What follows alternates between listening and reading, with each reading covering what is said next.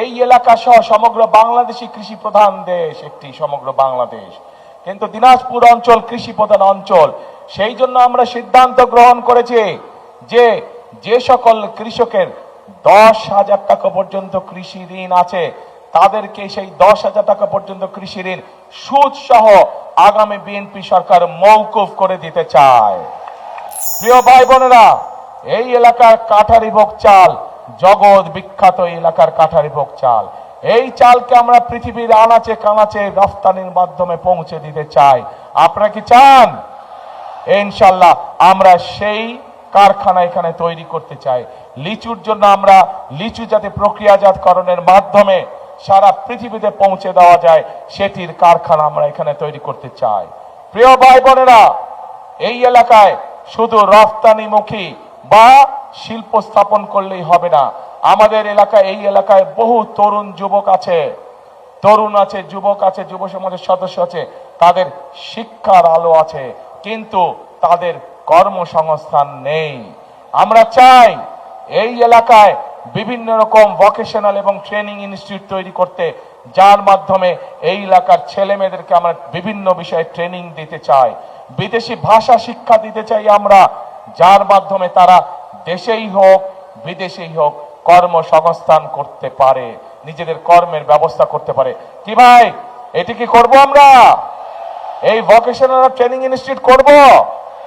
আচ্ছা, যদি করতে বলতে হবে তো ভাই কি করব? আমি তো বলছি করব, আপনাদের যদি বলেন চাই তখন ইনশাল্লাহ আমরা করব। চাই ইনশাল্লাহ।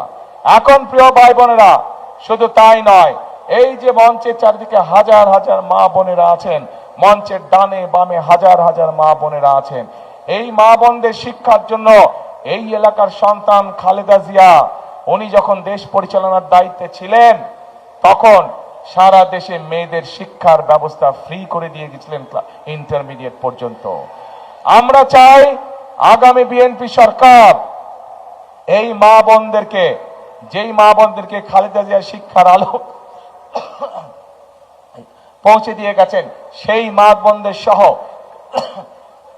খেটে খাওয়া যত নারী আছে, যত গৃহিণী আছে, সবার কাছে আমরা ফ্যামিলি কার্ড পৌঁছে দিতে চাই।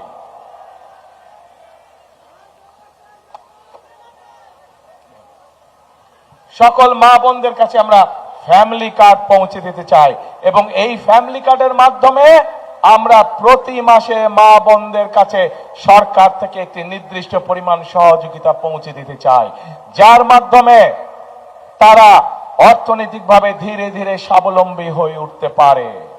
প্রিয় ভাই বোনেরা, আমরা সিদ্ধান্ত গ্রহণ করেছি এই এলাকা সহ সমগ্র বাংলাদেশই কৃষি প্রধান দেশ, একটি সমগ্র বাংলাদেশ, কিন্তু দিনাজপুর অঞ্চল কৃষি প্রধান অঞ্চল।